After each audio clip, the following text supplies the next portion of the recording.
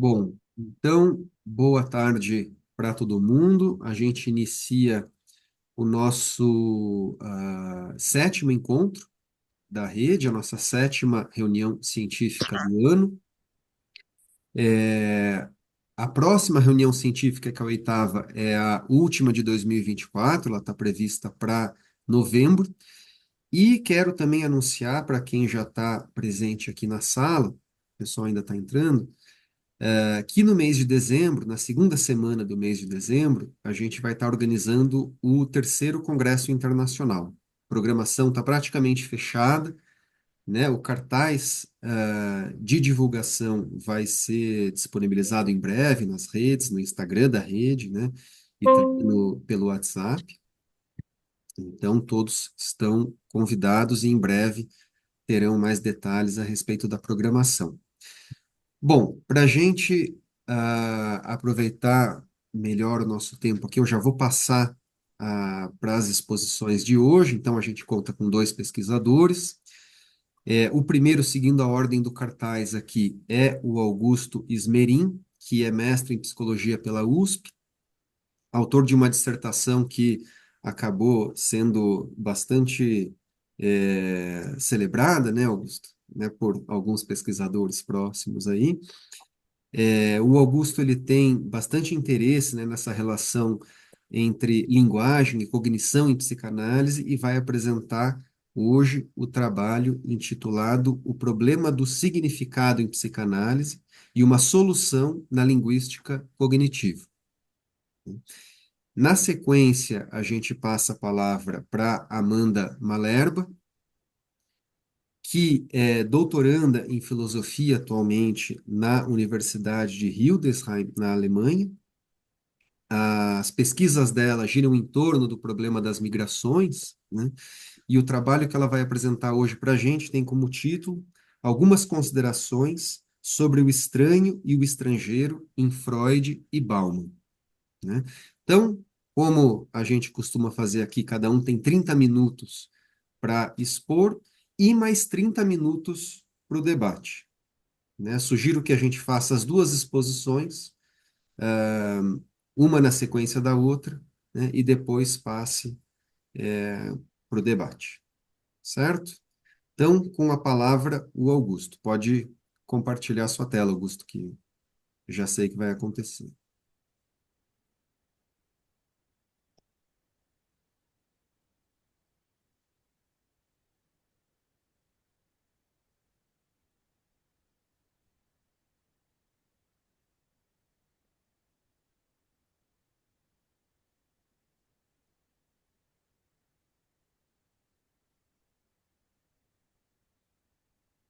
Aqui. Obrigado, Caio, pela introdução. Obrigado à rede pelo convite. Tive o prazer de ter o Richard também nas minhas duas bancas durante o mestrado, que está com a gente aqui hoje. O título do trabalho o Caio já falou. E, bom, foi uma pesquisa um tanto extensa que fala de temas não muito familiares, acho, para a maior parte dos pesquisadores em psicanálise. Então, eu montei essa apresentação na tentativa de resumir, pelo menos trazer o núcleo assim, do argumento. Então, eu já vou passar, né? Primeiro, uma visão bem panorâmica.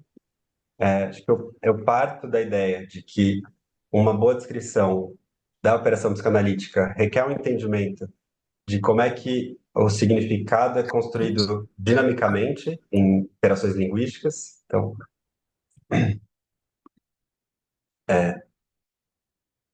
observo que a semântica cognitiva desenvolveu um modelo original e potente para estudar essa construção dinâmica de significados na linguagem em uso. E, bom, concluo que o encontro do problema do significado em psicanálise com a teoria da linguística cognitiva gera ganhos descritivos e oferece um horizonte epistemológico. Bom, primeiro eu vou começar definindo um pouco melhor o que eu estou chamando de problema do significado, né, problema clínico do significado. Acho que um jeito bom de introduzir é com um exercício bem simples, assim, que eu chamei de escutando sentenças. Vamos supor que um analista escutasse isso aqui no consultório, essa sentença número um, né? Mais uma vez, me vi saindo a sobra. Que tipo de inferências a gente faria, né? Como é que a gente escuta uma sentença qualquer, mas essa aqui, por exemplo? Eu suponho que poderia ser algo mais ou menos assim, né? Então, mais uma vez, me vi saindo a sobra. Então, parece que tem uma posição aqui, né? Que esse sujeito se vê ocupando, que é a de sobra, e repetidamente, mais uma vez. Então, a partir de um raciocínio como esse, eu poderia, por exemplo, chegar na intervenção, né? Perguntar, sobra? Como assim, né? Questionar um pouco esse lugar que aparentemente está anunciado nessa sentença. Que o significado linguístico importa para fazer esse tipo de procedimento é um pouco fácil de ver. Se a gente compara, por exemplo, com, por exemplo, né, mais uma vez significa repetição. E se a gente compara com sentenças do tipo iterar é o tipo de sobejo, que é uma espécie de pode ser considerado termos são sinônimos, né? Então iterar é repetir e tal. Mas se você só escuta isso, eu suponho que provável é que você não forme muitas hipóteses, muitas inferências clínicas, né? A gente perguntaria, tipo, como assim? Oi? E a coisa é mais radical ainda se a gente considerar, tipo, a mesma frase traduzida para o islandês, que é uma língua que eu suponho que ninguém aqui fale. Fica muito evidente como a gente precisa, de fato, né, acessar em alguma medida o significado para poder fazer inferências. Tá? Aqui uma última sentença que eu fiz para que ela fosse sonoramente, né, similar à primeira, Maisena fez, me vim sendo sopra, mas não tem muito, não diz muita coisa, né? Se eu ouvir isso, eu ia falar, talvez, será que a pessoa está bem de saúde, né? Não sei. Então, na verdade, resumindo, tem muitas instâncias em que é possível ver o significado, um pouco. Depois que você está atento para esse enquadre do problema, é um pouco como procurar água no oceano, né? Ela está em toda parte. Mas aqui eu chamei isso da compreensão, tem a ver com como a gente se atenta basicamente para a escuta. Mas alguns problemas mais clássicos, então, por exemplo, a sinonímia e a polissemia são temas clássicos da semântica. É. E a sinonímia tem muito a ver com escutar repetições. E se a gente está querendo escutar como é que uma coisa se repete no discurso, é plausível que diferentes palavras vão se referir a conceitos parecidos. A gente precisa estar atento a como é que isso acontece. E a mesma coisa, frequentemente, xistes e formações do inconsciente dependem de polissemias. E como é que a gente escuta e entende polissemias? Bom, esse é um tema clássico da semântica também. Então, o que eu estou dizendo, basicamente, é que para passar do discurso concreto do sujeito, que é aquele que o Lacan diz que dá para gravar no disco, né? Para as decisões clínicas, o raciocínio clínico parece depender em alguma medida do significado, e a pergunta é como, né? Como é que depende, como é que a gente faz isso? Trazendo o mesmo problema numa versão um pouco mais formal, dá para organizar nas teses, né? Bom, primeiro, a psicanálise é uma prática de linguagem. Nessa prática, é frequentemente relevante distinguir entre formas significantes e conceitos significados linguísticos, né? E atentar às relações estruturadas entre uns e outros. Portanto, fazer psicanalítico é também um fazer semântico. Mas falta uma teoria autora desse fazer. A gente faz isso cotidianamente, talvez não saiba explicar tão bem como. Então, estou dizendo, o trabalho clínico opera de tal modo que o seu exame parece exigir uma descrição, explicação do funcionamento dinâmico do significado, e é um problema que eu entendo que ele é central à teoria psicanalítica e tem desdobramentos na metodologia de descrição de casos, na epistemologia, na relação com outras ciências. Dentro da psicanálise, né, qual lugar que o significado teve? Eu acho que dá para argumentar que a psicanálise nasce quando Freud supõe que sintomas neuróticos são significativos. Aqui eu trouxe a Frau Cecile, que foi atendida por Breuer e Freud na época dos estudos sobre histeria. E a história dela é que ela sentia uma dor lancinante aqui entre os olhos, na região da testa. E a análise que o Freud propõe é que sintoma se ligaria a uma cena na qual ela recebe um olhar perfurante, fulminante, né, a gente diria em português, da sua avó. Que essa vivência teria origem, teria dado origem a um processo de formação de sintoma, né? Por Freud, esse é o problema da simbolização, né? E estou chamando aqui de que a simbolização tem a ver com o significado em dois sentidos, né? Um, de que a gente, quando diz que o sintoma simboliza o conflito ou uma cena, então tem uma relação de significação entre outros, mas também pelo fato de que essa montagem parece passar alguma medida pela polissemia, pelas propriedades de significado de uma expressão linguística.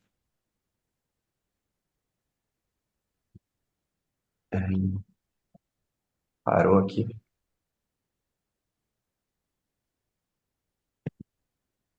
Perdão.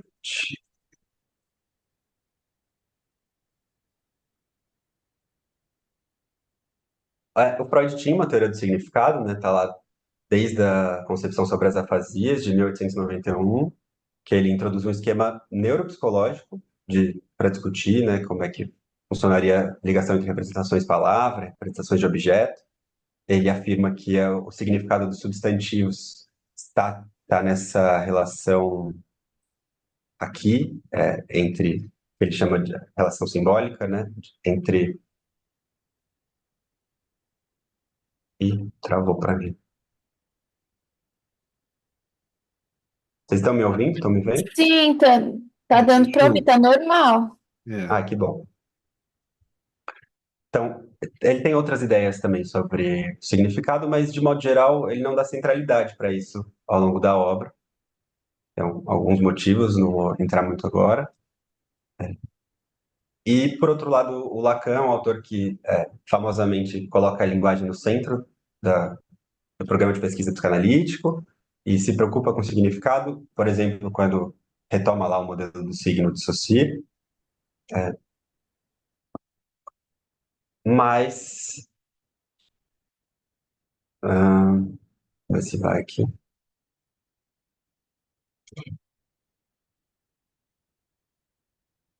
Gente.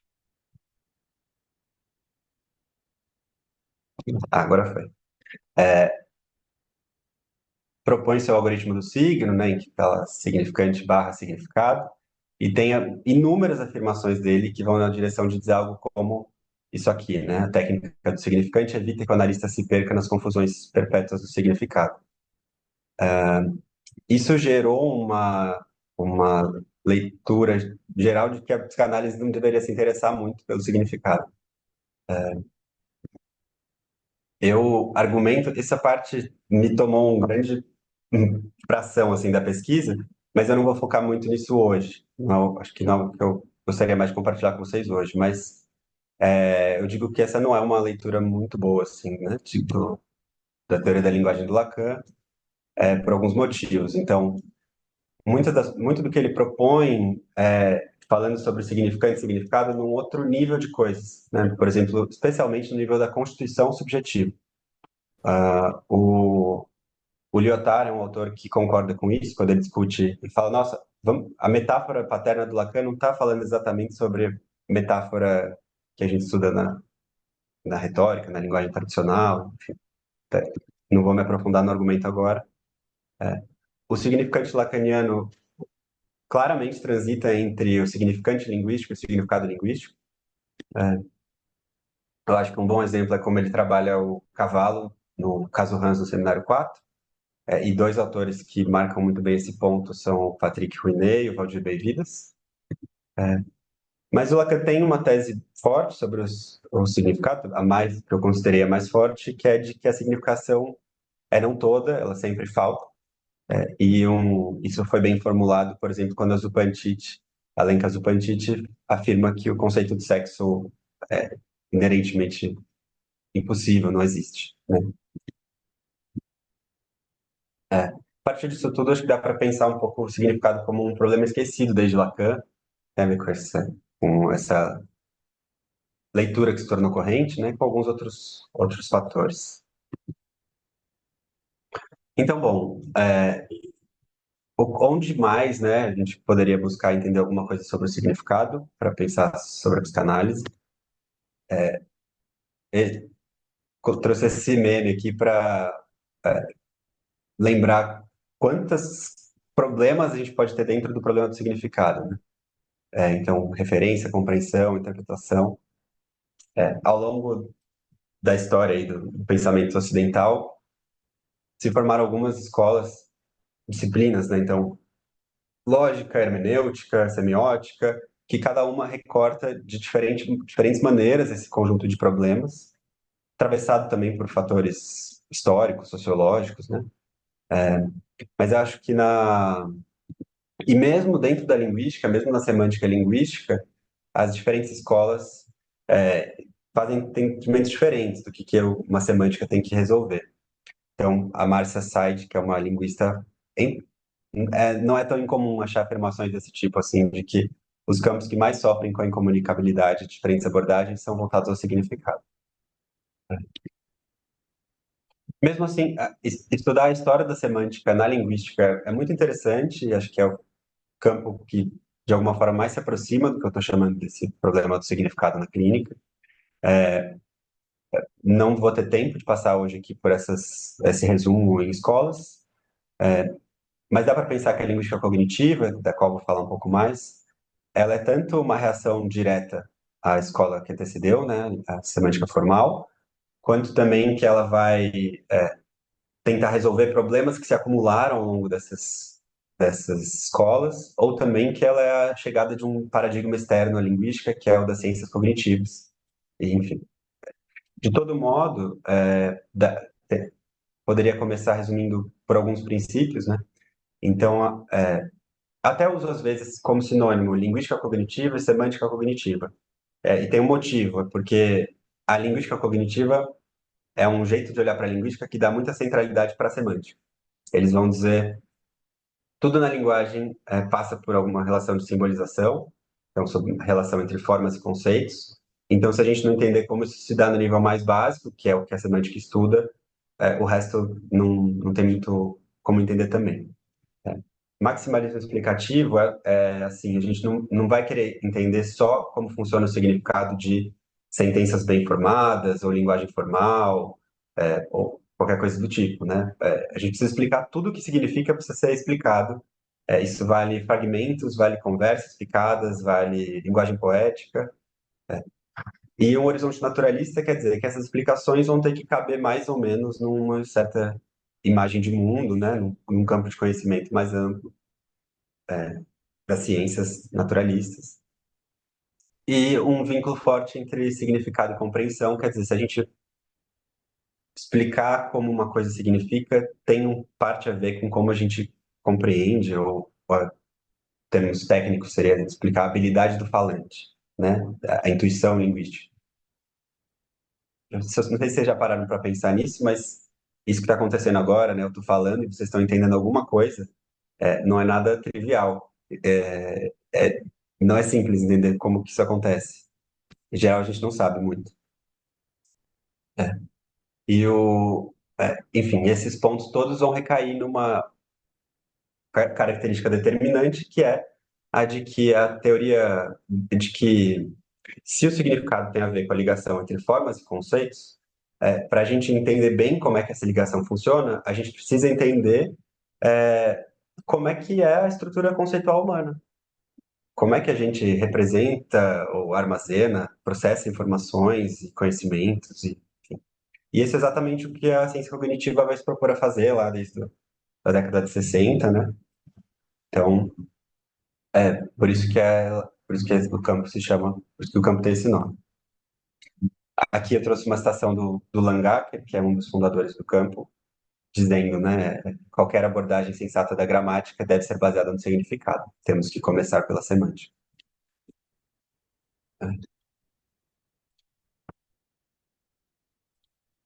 Um, não está passando de novo.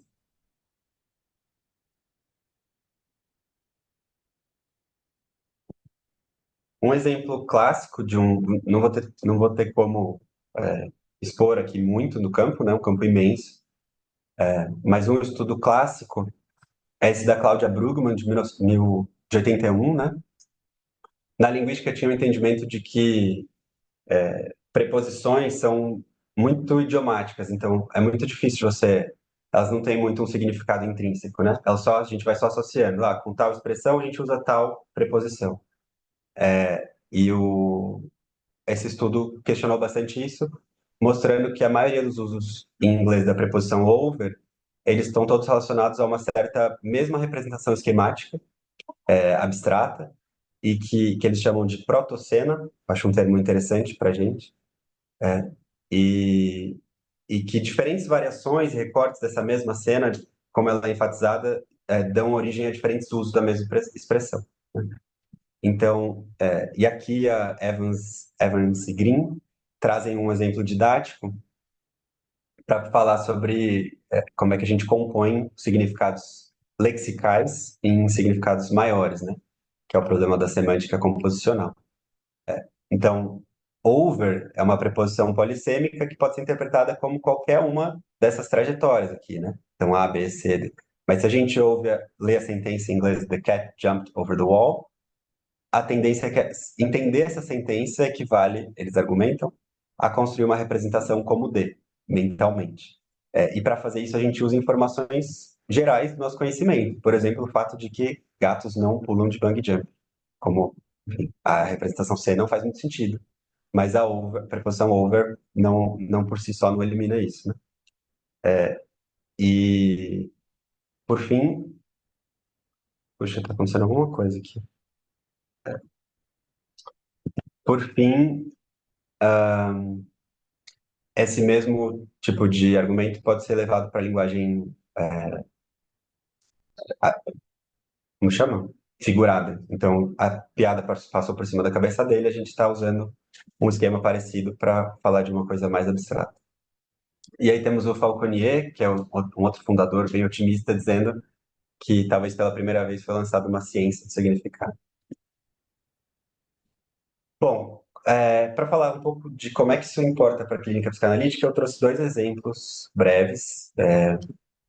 Um deles é que um dos problemas que o Charles Fillmore estava estudando é um campo que tem vários fundadores, mais ou menos simultâneos, e que depois se convergem e tal.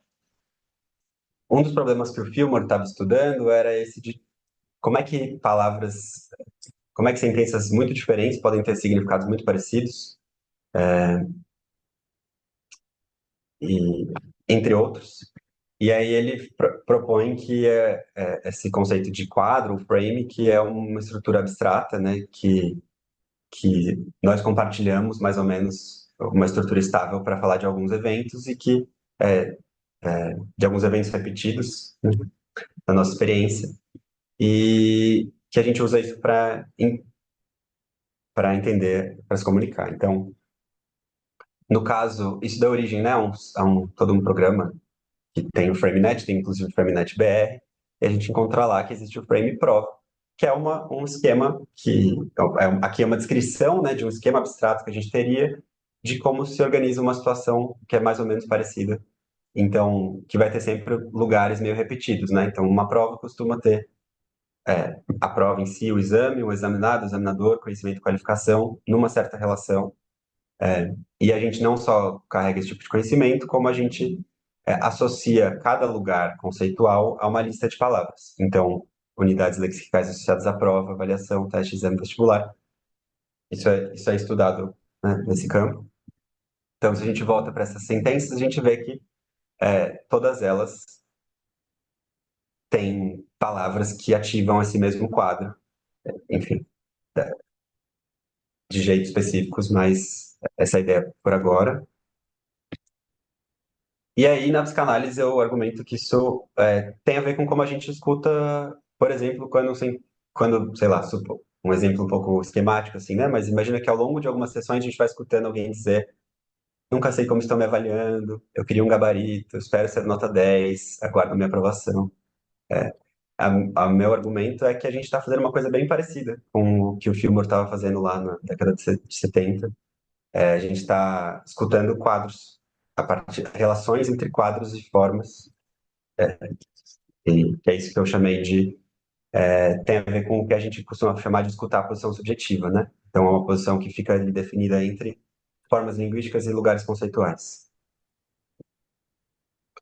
E para falar um pouco de como é que isso pode abrir debates teóricos, né?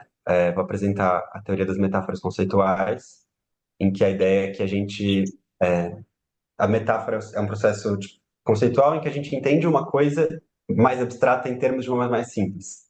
Então, se a gente olhar a metáfora entender é ver, ela dá origem a muitas expressões que você pode. Por isso que é linguística, né? Você vai vendo como é que isso fica registrado na língua. Então, você diz assim, eu não vejo assim, depende de como você olha, do meu ponto de vista, é claro que tal. Uma série de expressões que a gente está falando de como é que a gente entende as coisas, em termos, literalmente em termos de como é que a gente vê as coisas, né? De objeto, visibilidade. E o argumento desses autores é que isso explicita que é um processo de mapeamento conceitual. A gente mapeia um campo conceitual no outro. O que eu estou dizendo, um pouco esquematicamente aqui, né? Claro que seria mais complexo, é que é algo parecido quando a gente fala de metáfora paterna, metáfora do desejo. A gente está perguntando aqui significantes, nesse caso prova, mas também aqui campos conceituais ligados a esses significantes. O sujeito usou para tentar mapear e explicar alguma coisa sobre o que é esse negócio enigmático chamado desejo, né? Então, e a gente teria lá como formações linguísticas exatamente frases que a gente escuta na clínica para pensar um pouco sobre isso. Bom, muito rapidamente, né? Então, eu falei de alguns pontos, mas tem muitos alvos explicativos da teoria da linguística cognitiva e da semântica cognitiva que são relevantes para a psicanálise e uma série de modelos que têm a ver com esses alvos. Para resumir um pouquinho de como fica, né, a releitura do significado dentro desse esquema, eu proponho que o que caracteriza a escuta psicanalítica não é a desconsideração do significado linguístico, e sim a atenção a como significantes constroem e dispõem um regime dinâmico e complexo de significados, o interesse em elementos estranhos como polissemias, blends, termos inesperados, a sustentação de um contexto linguístico clínico em que os sentidos mais salientes são aqueles ligados ao sujeito, à transferência, ao sintoma, e a adoção de uma versão modificada dos requisitos de coerência. E, por fim, falar um pouco dos horizontes epistemológicos. Eu entendo que a semântica cognitiva ocupa um lugar intermediário entre, de um lado, um estudo de processos básicos, né, que tem a ver com o processamento cognitivo da linguagem, como é que isso se liga com psicolinguística, com formação de conceitos, com memória, com processamento afetivo. E, do outro lado, ela aponta, né, para como é que esses processos vão se articulando em processos mais complexos de simbolização. Então, xiste, poética, narrativa e reconhecimento, que eu acho que são grandes temas assim, da psicanálise, especialmente na linha lacaniana. Enfim, e a linguística cognitiva algum lugar no meio do campo, assim, tentando explicar isso. Em outras palavras, acho que existe uma intersecção interessante entre o programa de pesquisa de naturalização da semântica e o programa de pesquisa de cientificidade da psicanálise. Enfim, isso aparece, por exemplo, quando a gente retoma lá o esquema do Freud e olha que hoje em dia estudos muito parecidos continuam sendo feitos, até com alguns pontos em comum assim, entre um esquema e outro. Isso aqui não é linguística cognitiva em si, é mais para psicolinguística, mas a ideia da linguística cognitiva é que ela seja uma linguística que dialoga com esse campo, né? E, por outro lado, também é um programa já um tanto maduro que se expandiu muito, né? Então, a gente tem estudos muito detidos sobre polissemia, sobre poética, sobre estudos literários, sobre antropologia, baseados nesses modelos. Enfim, acho que é todo um campo e enorme de pesquisa ao qual a psicanálise pode tanto aprender com e contribuir para. Concluindo com alguns pontos centrais, tudo que foi muita coisa, né? a clínica psicanalítica é constituída por problemas de natureza semântica. Modelos da semântica cognitiva ajudam a explicitar e compreender os procedimentos clínicos psicanalíticos. E as características epistemológicas da linguística cognitiva favorecem uma atualização do programa de pesquisa da psicanálise. E era isso que eu queria apresentar para vocês hoje. Vamos agora para a conversa, depois da apresentação da Amanda, e fica o contato aí, caso alguém queira conversar mais depois. Obrigado. Obrigado, Augusto, pela exposição interessante.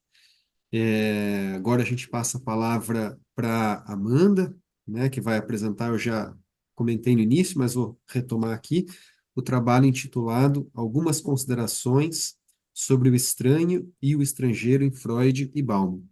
E aí a conversa, né, a troca fica para o final. Então, Amanda, você tem 30 minutos. Obrigada pela apresentação, Caio. Obrigada também pelo convite, pelo espaço por estar aqui.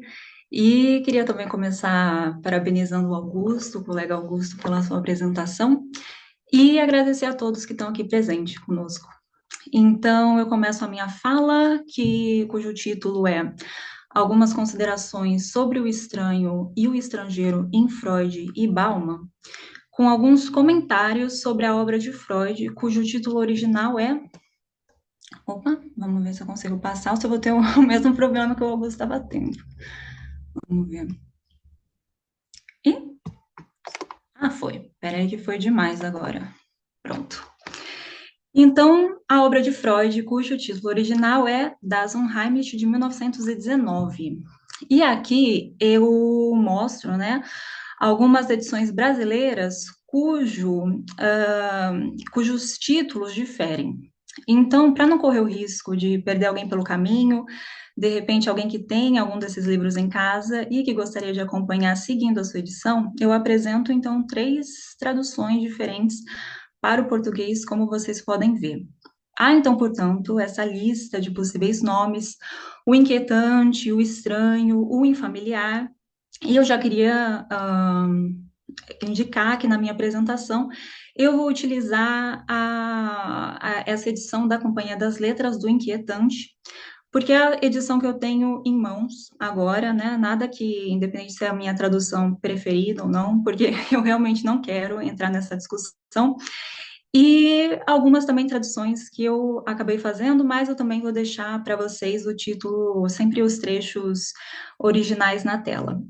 Então, como eu disse, é só realmente um comentário para poder situar vocês melhor durante a minha apresentação. E outro comentário também que eu gostaria de fazer é que a única edição que eu não consegui acessar foi essa última do Infamiliar, da Autêntica, e que eu achei interessante porque... Ai, deixa eu tomar água que minha boca tá seca. Eu achei interessante porque, seguido do Infamiliar, que é o título que eles escolheram, eles colocam O Homem de Areia, que é uma obra que é muito... que é falar... Ai, nossa, desculpa, gente. Eu tô com gripe e eu não tô conseguindo respirar pelo nariz. Desculpa. Vou tentar falar mais devagar, tá? Porque eu falo muito alto, muito rápido. Então, que é esse título do Hoffmann, que o próprio Freud chama do Mestre do Horror, e que é muito interessante para a gente, porque o próprio Freud fala bastante dessa obra. Então, se tiver alguém aqui que leu essa edição e quiser comentar com a gente no comentário, nas discussões, eu vou gostar bastante. Então, eu inicio aqui a minha leitura. No início do Estranho, de 1919, o Freud adverte seus leitores de que é raro um psicanalista estudar qualquer tópico de estética, mas que ele se sente impelido a abordar o tópico do estranho, um tema, segundo o autor, negligenciado na literatura especializada em estética. Freud define a palavra estranho como, e aqui eu cito, indubitavelmente relacionado ao que é assustador, ao que desperta pavor e horror. E, para aprofundar sobre o seu estudo a esse assunto, ele cita o trabalho publicado anos antes pelo psiquiatra alemão Ernst Jentsch, sobre a psicologia do estranho. o qual chegou à mesma conclusão sobre os estudos do Freud, e aqui eu cito mais uma vez: o estranho é a classe do assustador que leva de volta ao que é conhecido como velho e familiar. A fim de mostrar como o que é familiar, Heimlich, pode se tornar estranho, unheimlich, Freud se detém em alguns casos individuais do que pode ser assustador, como dúvidas sobre se um ser está de fato morto ou o seu inverso, se um objeto inanimado está na verdade vivo. Outros casos comentados são a repetição constante de algum fator, como o medo do mal olhado, ou seja, a inveja dos outros, ser enterrado vivo, entre outros medos.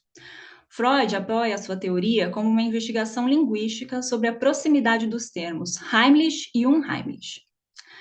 Deixa eu passar para o próximo slide.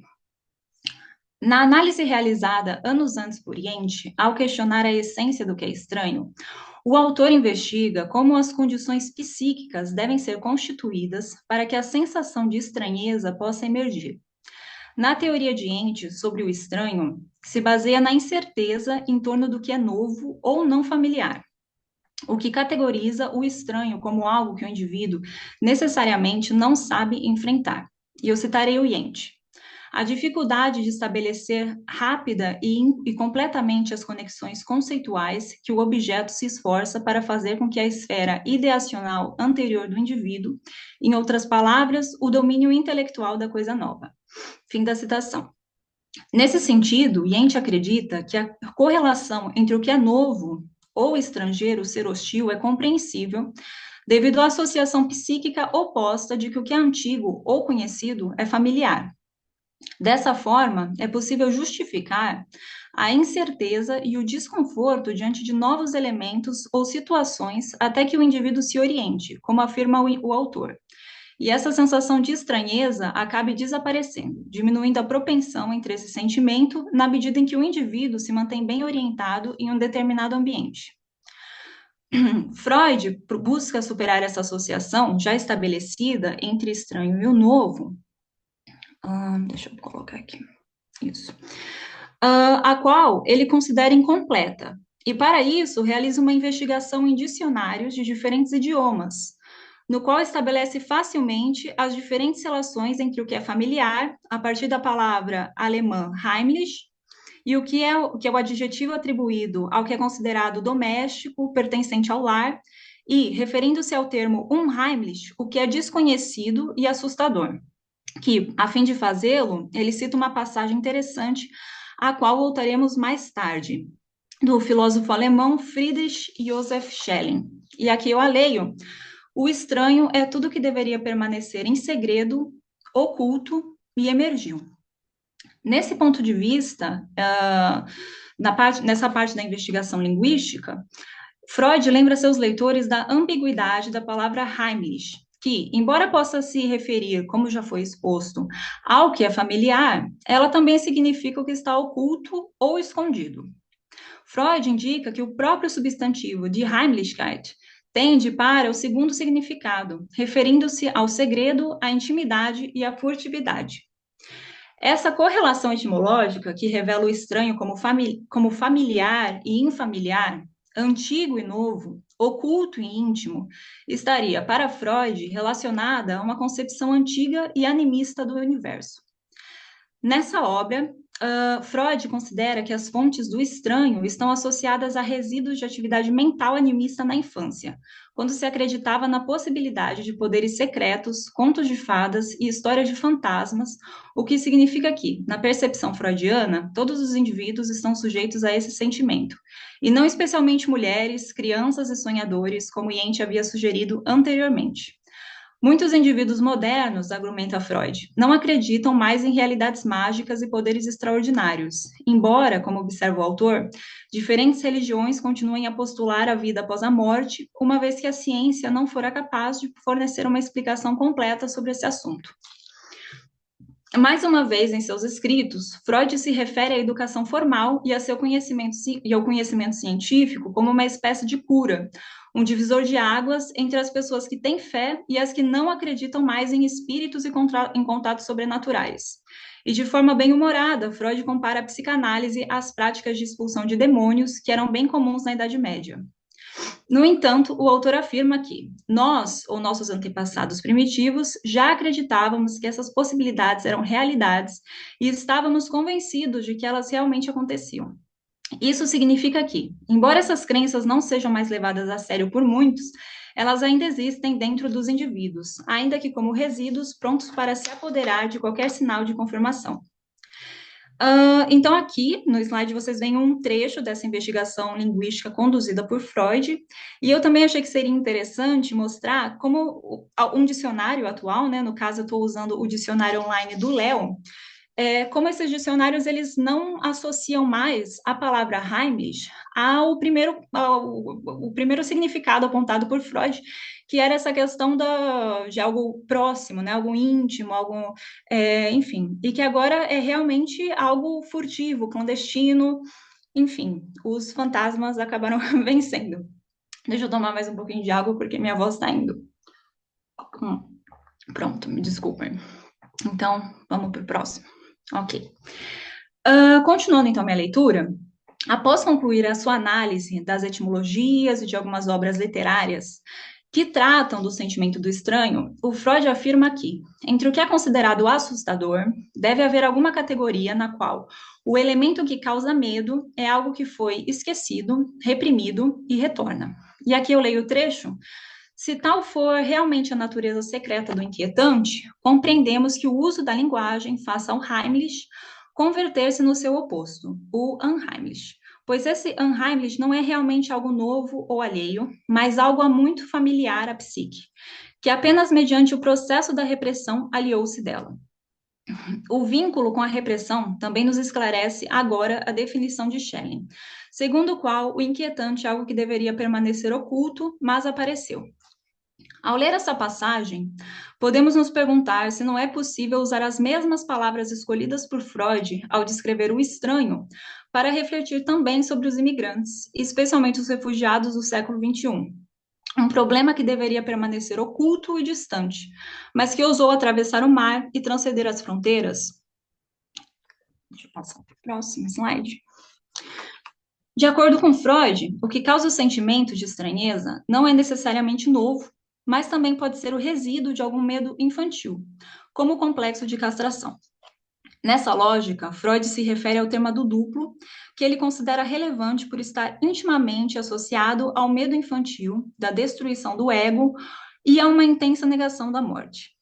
O duplo já havia sido estudado por Otto Rank, não apenas sobre o medo dos reflexos, sombras e espíritos, mas também sobre a forma da figura do duplo, o doppelganger, que é retratada na literatura, especialmente em obras de terror. Rank reflete sobre o duplo, que é uma figura com características idênticas ao personagem principal, em que, na maioria das obras, passa a assombrá-los, após algum tipo de pacto demoníaco para a obtenção de juventude eterna, ou do amor da pessoa amada, ou de diferentes tipos de fortuna, como é o caso de O Retrato de Dorian Gray, do Oscar Wilde, o filme de Hans Ever, O Estudante de Praga, e também diversas obras do escritor Ernst Theodor Hoffmann, da qual falamos ser considerado o mestre do horror. Por isso, o meu interesse na obra da autêntica. Mas o doppelganger também pode assombrar o protagonista que passa a viver uma vida libertina e se distancia de seus valores morais, como acontece na obra William Wilson, de Edgar Allan Poe, na qual o duplo se torna uma constante lembrança e vergonha para o protagonista sobre seus erros. Para Rank, assim como para Freud, o sentimento de estranheza e horror à figura do duplo são resíduos e aqui eu cito Freud, do amor próprio sem limites do narcisismo primário que domina a mente da criança dos homens primitivos. Justamente por estar relacionado ao amor próprio e às tentativas de não perder as próprias características, bem como ao julgamento de seguir valores morais, o tema do duplo também pode ser relacionado à recepção de estrangeiros e refugiados. A população anfitriã, muitas vezes movida pela preocupação com sua integridade física, e o medo acerca da preservação de suas vidas e da manutenção de seus status social, isso é, da continuação de seus modos de vida característicos, muitas vezes opõem-se à entrada de estrangeiros, especialmente de refugiados, os quais são comumente vistos como aqueles que tendem a trazer maiores complicações sociais do que trabalhadores migrantes. Mas, ao fazê-lo, um efeito pode ser a projeção do eu na situação precária daqueles que buscam asilo. Perguntas como: o que seria de mim se meu país estivesse em guerra? Como seria a minha vida se eu tivesse nascido em outro país? Ou se a minha religião fosse diferente? E se fosse eu que precisasse atravessar o mar em uma situação perigosa? O que eu faria nessa situação? São expressões de pensamento que podem assombrar o indivíduo de forma semelhante ao duplo que assombra o seu eu original, devido ao julgamento moral que ele impõe. Bom, 2 anos após a publicação de O Estranho, Freud escreve em sua obra Psicologia das Massas e Análise do Eu que os seres humanos são animais de horda, o que o leva a refletir não apenas sobre a necessidade de um líder, mas também sobre a noção do eu. Uma vez que esse líder ocupa o lugar do ideal do eu para os membros dessa horda. Como se sabe, para Freud, não existe psicologia individual que não seja também psicologia de grupo, pois o indivíduo constrói sua personalidade por meio dos relacionamentos com outros seres humanos, sejam eles positivos ou não. Portanto, a formação do eu requer o não eu, ou seja, elementos opostos à construção da personalidade do indivíduo. No processo de formação da identidade nacional de um determinado povo, Freud afirma que, embora os indivíduos construam suas personalidades identificando-se com aspectos que fazem parte de um coletivo, eles também identificarão aspectos que não fazem parte do coletivo ao qual pertencem e os classificarão como outros. Foi nesse momento de sua vida que o Freud produziu trabalhos que visavam analisar o comportamento social dos indivíduos, tentando entender e explicar a questão que assombrou os últimos anos de sua vida, o antissemitismo. E ele fornece algumas explicações para o fenômeno com a intensidade e a persistência do antissemitismo que ocorre ao longo da história em Moisés e o monoteísmo. Nessa obra, Freud se concentra nos fatores que explicam e sustentam a construção do judeu como um outro, o que, em sua leitura, é a raiz das atitudes antissemitas. Ao analisar Moisés, que foi o libertador, o legislador e o fundador da religião judaica, Freud identifica alguns aspectos nos quais o antissemitismo se baseia. Ele diz que o fato de serem pessoas de fora da comunidade é um argumento muito frágil, porque em várias regiões os judeus são, na verdade, componentes antigos da população.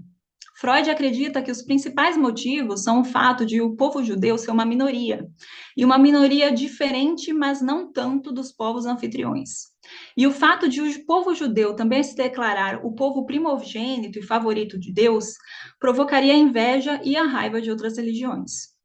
Freud conclui que o povo judeu teria assumido a culpa trágica de ter matado o Deus cristão, o que implicaria em consequências graves ao longo do século, como a resistência da população nativa em aceitá-los em condições de igualdade como parte da comunidade.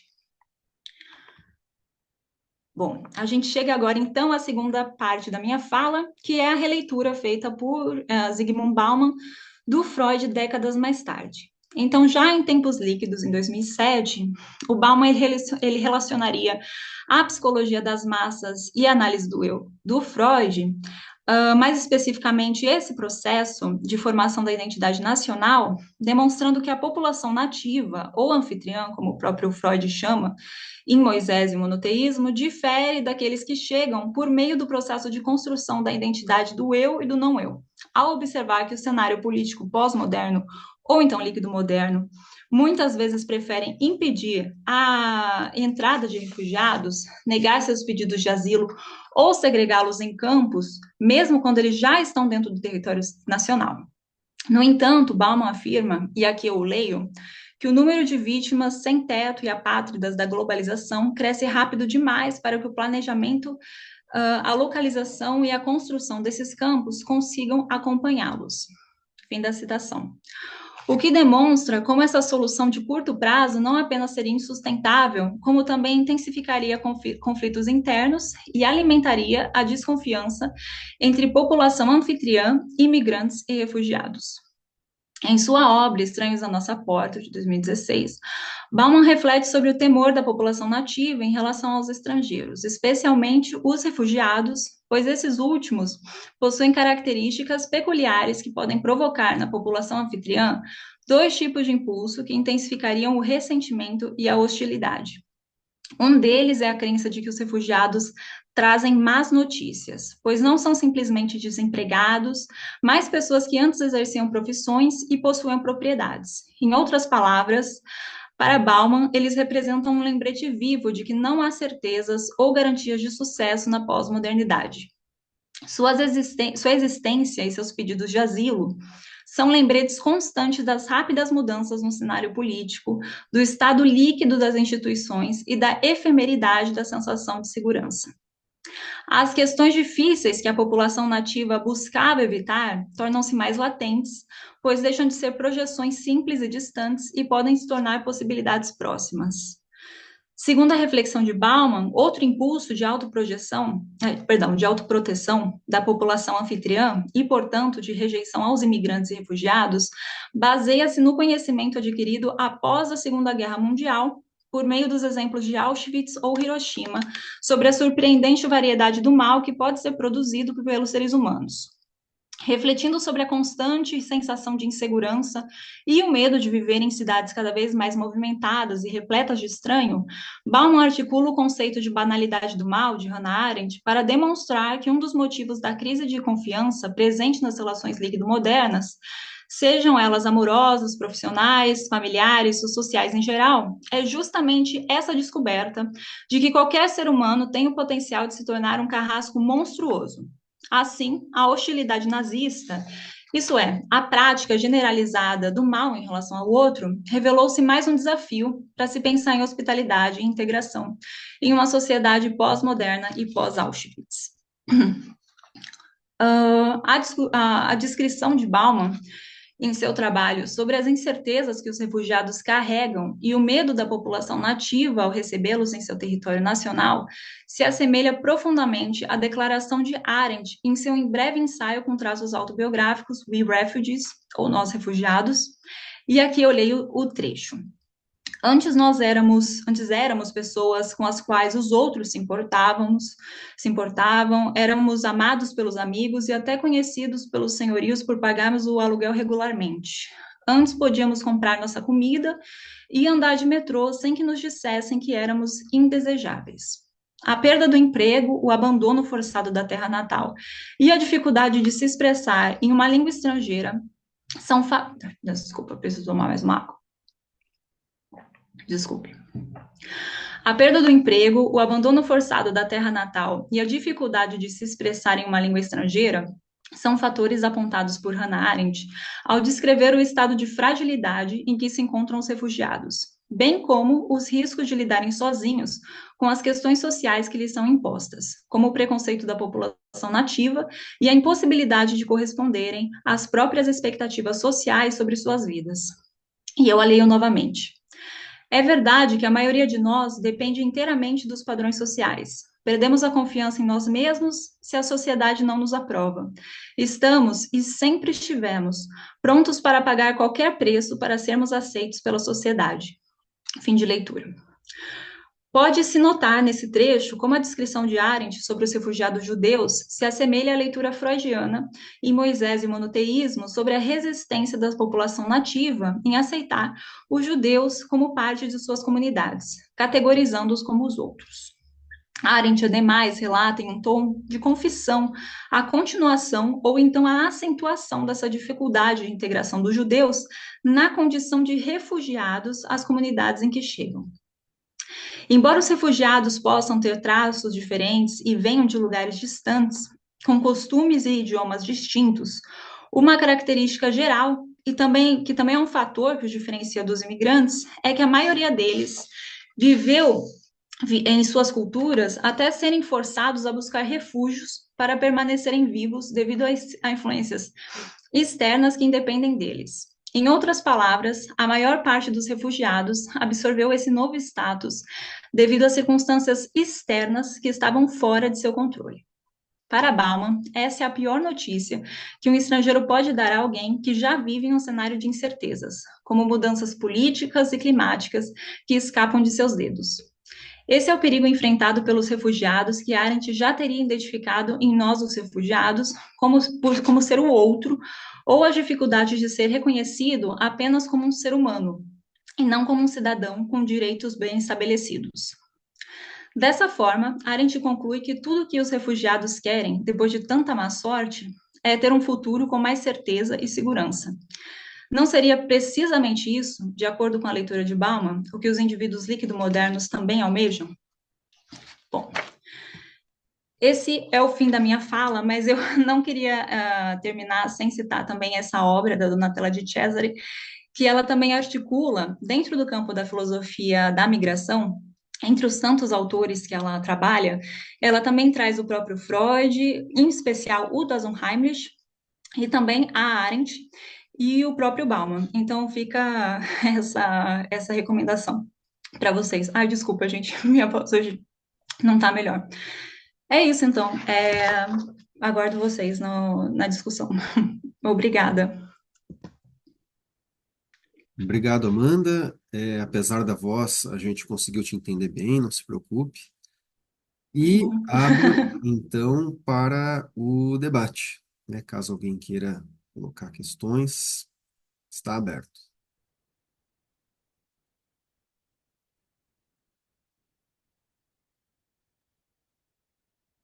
Eu vou fazer pergunta.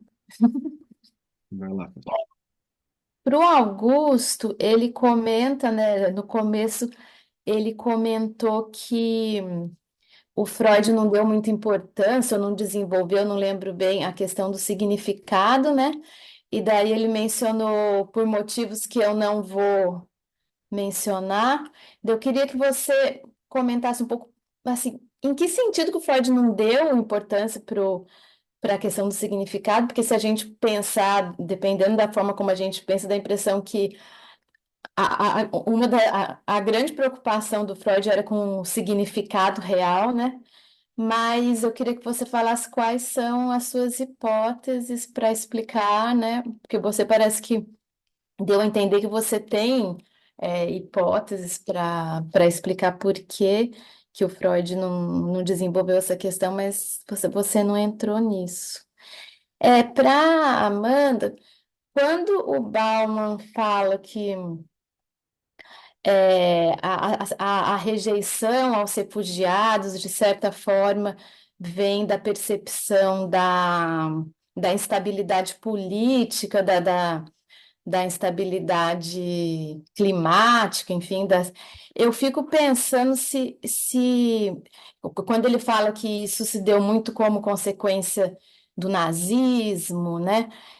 Eu fico, me dá a impressão que ele está pensando num nível de população assim que tem uma consciência do que está acontecendo no mundo que é uma minoria, assim, não é mas assim que grande parte eu acho que tem a ver com coisas mais primitivas, né, do que esse tipo de racionalizar, assim, eu acho que grande parte não tem essa consciência política, não tem um conhecimento, né, do nazismo, dá a impressão que essa questão envolve, essa rejeição envolve talvez coisas mais simples e mais básicas, mais profundas, assim, não sei, queria que você comentasse um pouco isso.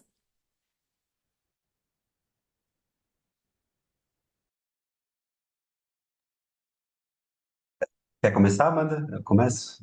Eu posso começar, então, tudo bem, não tem problema. Isso. Obrigada, Fátima. Eu gostei bastante do seu comentário. É realmente interessante, né? Acho que cabe pensar que o Bauman, ele é um homem europeu que viveu, né, na Europa esse tempo todo, e ele fala também muito sobre a questão do julgamento do Eichmann, né? Na obra dele, em várias obras aparece essa questão do julgamento do Eichmann, e ele coloca essa crise da confiança. Eu acho que talvez assim, nem tanto que as pessoas tenham essa noção de que essa questão dos crimes nazistas ou essa informação, mas que isso de certa forma tenha se instaurado então nesse saber popular de que as pessoas podem, você não sabe quem que está do seu lado, e que depois da Segunda Guerra Mundial isso fica mais claro, segundo ele, como que as pessoas elas são capazes de cometer esses crimes hediondos. Então, eu acho que acaba, na perspectiva dele, a Segunda Guerra Mundial ela mostra o absurdo, né, a monstruosidade que o ser humano pode chegar. Então, como se ela já correspondesse a essa coisa, esse saber mais básico, como você fala, né, acaba dando mais voz a isso. E o Bauman, ele, em várias obras, ele, acho que talvez a Medo Líquido é a que ele mais fala sobre essa questão urbana, de que antes você tinha uma comunidade, em que você, por mais que a cidade fosse grande, você sabia mais ou menos onde que as pessoas elas trabalhavam, de que região que elas eram da cidade, só que aí depois com uma cidade muito grande, você não sabe mais nada da pessoa, você não sabe nem das pessoas que estão perto de você, então o que que seus vizinhos fazem, enfim, nada. E aí esse medo começa a se instaurar, né, maior ainda, a gente às vezes tem esses programas, né, que fazem muito sucesso de, o psicopata que mora ao lado, coisa assim, porque é realmente isso, as pessoas elas já não sabem, elas perdem, né, essa proximidade com o próximo. Mas aí eu acho que é realmente isso, porque ele fala então que nesse cenário de que já não se sabe quem que é esse próximo, e que também, além disso, também tem essa questão que para o Bauman é o que ele fala, né, que vai ser a modernidade líquida e não a pós-modernidade, porque todos os valores da modernidade eles se derretem, então eles estão só que de uma forma mais líquida. Então, algumas instituições ainda estão aí, só que eu não posso contar com elas, né? E aí, então, o indivíduo que ele já está nessa situação de que ele já não pode contar com algo, que ele já está nessa insegurança, então os refugiados, eles vêm para realmente chacoalhar ainda mais isso, para mostrar, bom, é, é isso mesmo, você não pode contar com nada e as coisas estão sempre mudando e também as coisas podem piorar muito e não tem garantia nenhuma de que você está salvo aqui. Não sei se eu respondi. Aham, obrigada. É, obrigado, Fátima, pela pergunta. Acho que você tem razão, né? É bom definir melhor em que sentido eu falei que ele não deu centralidade para o significado.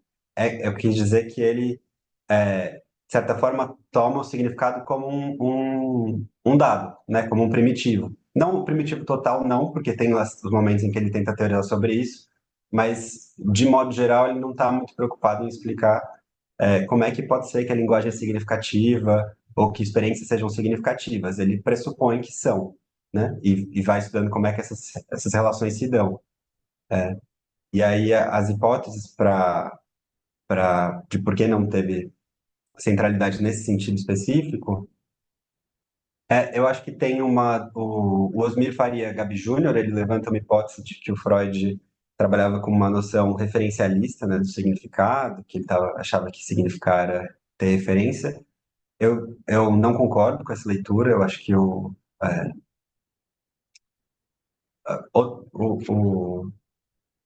o Érico Campos, por exemplo, questiona isso, eu acho que ele tem razão nesse ponto.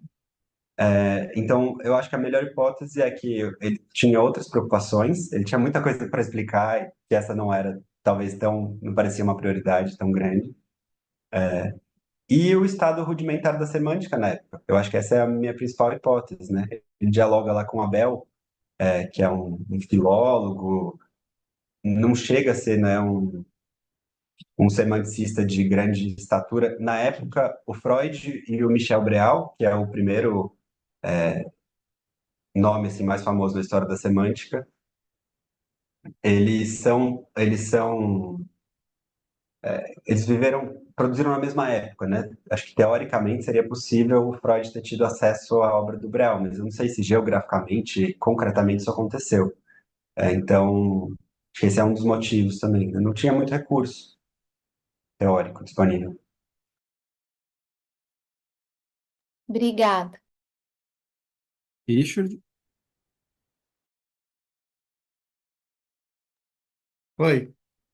É, eu vou fazer uma questão, uma questão pro Augusto, e na verdade é só uma observação para a Amanda. Augusto, bom, as coisas que eu teria para conversar, a gente já conversou na sua banca, né? Mas talvez retomar algumas coisas, você pode falar um pouco enfim, para o pessoal que está aqui que não estava na sua banca, né?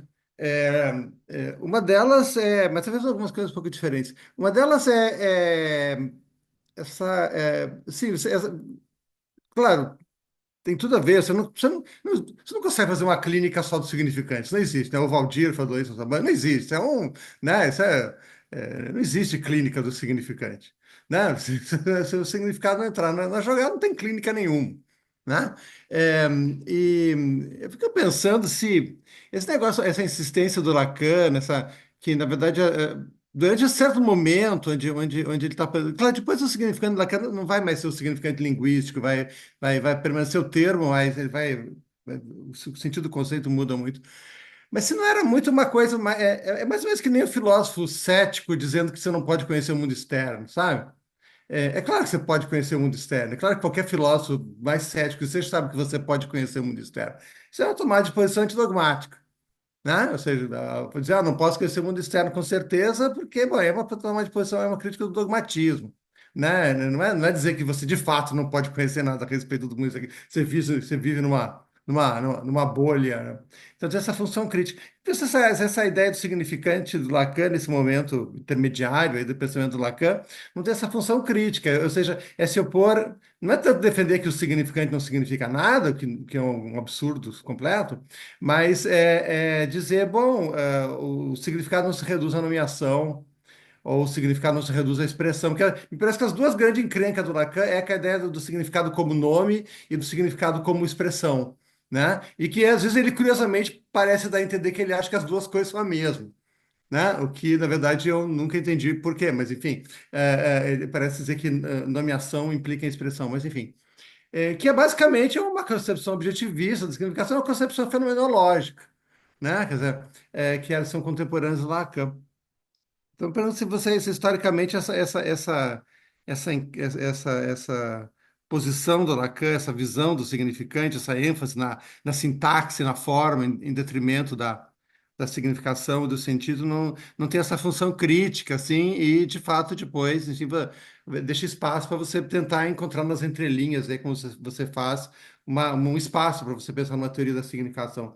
A outra coisa que eu já perguntei na sua defesa bom, a semântica cognitiva está dentro de um programa naturalista de investigação da linguagem, onde a capacidade de produzir sentido faz parte da biologia da espécie humana, uma coisa que não parece casar muito bem com a visão lacaniana do sujeito. Então, e eu me lembro que a gente conversou sobre isso, você podia falar um pouco mais a esse respeito. Amanda, assim, quando você falou da Heinrich, e depois você falou da Psicologia das Massas, que são dois textos muito próximos, né? E como Freud começa a falar ali do problema do antissemitismo, na Psicologia das Massas, ele retoma depois no Moisés, né? Você não falou num conceito que Freud introduz ali no Psicologia das Massas, que me parece que dá para aproximar com a visão que ele propõe do Heimlich, que é o narcisismo das pequenas diferenças, que é uma coisa que ele vai usar para explicar o preconceito, o ódio político, a rejeição né? A ideia aparentemente paradoxal de que as pessoas odeiam mais quem é só um pouquinho diferente do que quem é muito diferente. Quem é muito diferente quer nas categorias do exótico. Você pode olhar de longe e apreciar a diferença numa certa segurança com relação à sua identidade, né? Agora, quem é só um pouquinho. E aí o Freud explica o antissemitismo, ele fala o antissemitismo porque os judeus são um povo do Mediterrâneo, são muito parecidos com os povos europeus, mas tem aquele grãozinho de diferença, né? A cultura, a religião, o fato de viverem em comunidades fechadas. Então, né? Como na época muitos analistas do antissemitismo nazista falaram, os judeus eram as vítimas perfeitas para o Terceiro Reich, porque eles estavam muito assimilados na cultura alemã, né? Eles eram excelentes alemães, exceto pelo fato de serem judeus, né? Então então isso favorecia. Então, porque justamente um Heimlich ele surge muito na pequena diferença, é aquele que é o self, mas falta um pouquinho para ser o self. O duplo é quase igual a mim, mas não é igual, né? Ou aquilo que parece humano, mas não é o manequim, a boneca, né? Aquelas revistas de roupa infantil que eles põem um bebê, um boneco em formato de bebê, bem, que é completamente macabro, né? Põe um manequim sem rosto, sabe? Põe aquele bebê, né? Aquele boneco realista para vestir as roupinhas, bem uma coisa completamente macabra, né? E tudo isso aí são os temas clássicos do. Por quê? Porque é humano, mas quer dizer, o Heimlich, ele surge muito nesse contexto da pequena diferença, né? Então, você falou da psicologia das massas, você não mencionou isso, por isso que me chamou a atenção. Então, você acha que dá para fazer uma relação por aí? Era isso. Obrigado, gente, viu? Parabéns.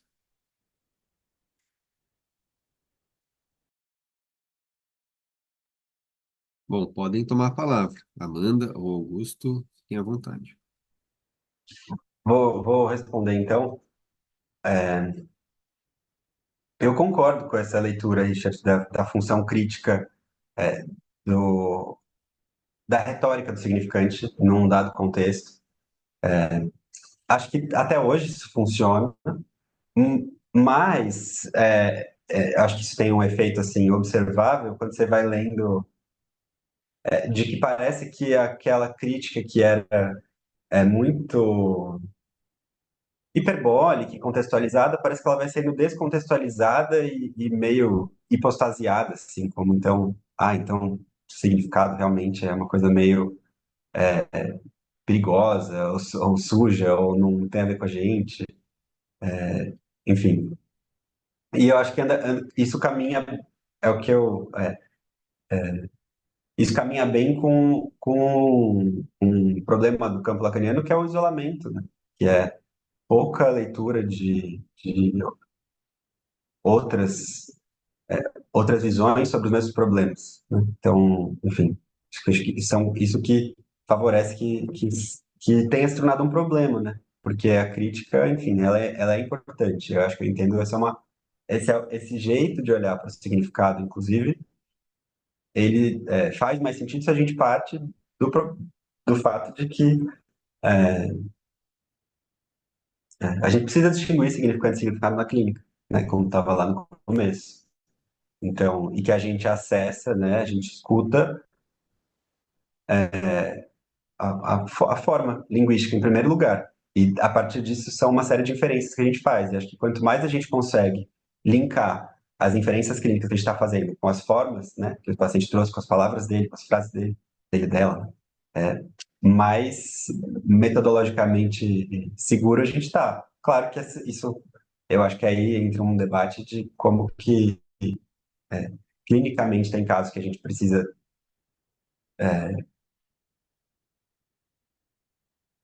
trazer mais associações, significados, conceitos e outros menos, né? Então, e acho que quais critérios clínicos a gente tem para se balizar nessas operações, né? Eu acho que o debate pode ir um pouco por aí.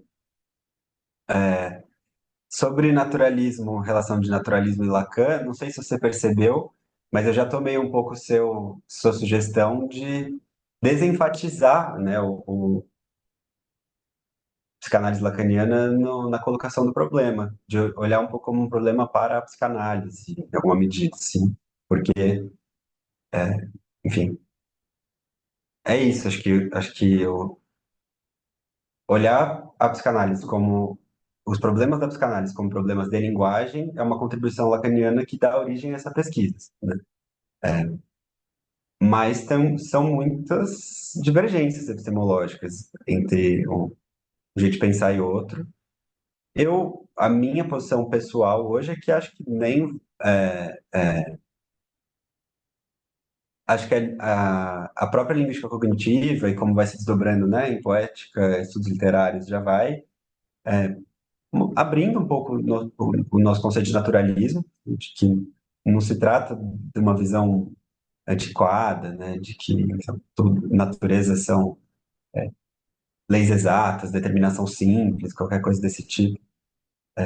E sim que a gente pode construir um quadro complexo em que essas coisas se encaixam, se explicam.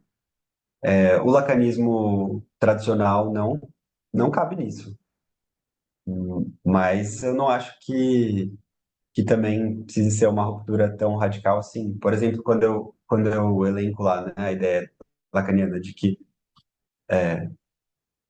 o significado é incompleto, de que não existe um conceito de sexo, eu acho que esse é um exemplo de uma contribuição lacaniana muito importante para como a gente escuta e como a gente pensa a linguagem, e que me parece compatível com as características de um programa naturalista, enfim.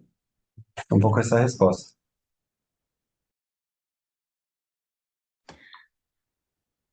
Posso falar? Richard, obrigada pela observação. De fato, eu não sei se deu para ouvir. Hoje eu não estou no meu, no meu melhor dia, no meu dia mais retórico, mas no momento que eu falo dos judeus, eu chego a esse momento do Moisés e o monoteísmo. Eu chego a citar esse trecho que o Freud fala sobre o narcisismo das pequenas diferenças, que são os povos, os judeus são diferentes, mas não tanto, né? Mas de fato é realmente importante. Não vou colocar o conceito escrito mesmo. E que é interessante, né, como você falou, essa questão do justamente, né, esse ódio pelo que está lá, que é parecido, é uma coisa que é parecida, mas não é tanto, é diferente, mas não é tanto. Eu gosto sempre de pensar esse narcisismo da pequena diferença, porque que o primo que a gente menos gosta é sempre o primo que tem uma idade mais próxima da gente, assim, né? Que parece que a concorrência é mais próxima. Então é realmente isso. A pessoa que é mais próximo da gente parece que é a que mais irrita também ao mesmo tempo, né?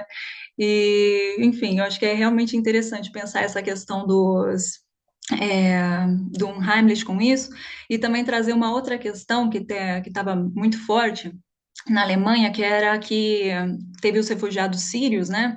E eles tiveram um certo tratamento na Alemanha, foram integrados de certa forma, e aí depois tiveram os refugiados ucranianos. E essas pessoas, e você escuta os dois lados. Então, você escuta da parte a comunidade turca, que é muito forte na Alemanha, reclamando de que eles não foram bem acolhidos desde o processo de imigração deles, que é muito antigo, e os refugiados sírios também dizendo que não foram tão bem acolhidos quanto os refugiados ucranianos, que são próximos da comunidade, são mais próximos, né, dos alemães, por terem traços mais parecidos e também pelo idioma ser mais próximo, e aí talvez eles conseguiriam entender ou então reproduzir algumas frases melhor para fazer alguns tipos de trabalho na Alemanha.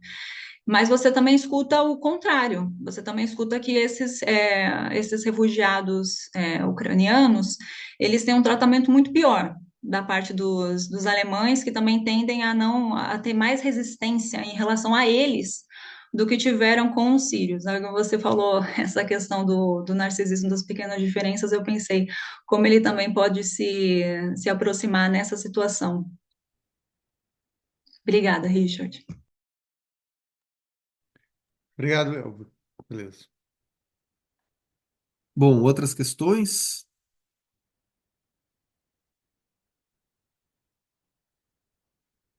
Não, eu tenho algumas questões aqui, eu vou então tomar liberdade de colocá-las. Primeira questão vai para o Augusto.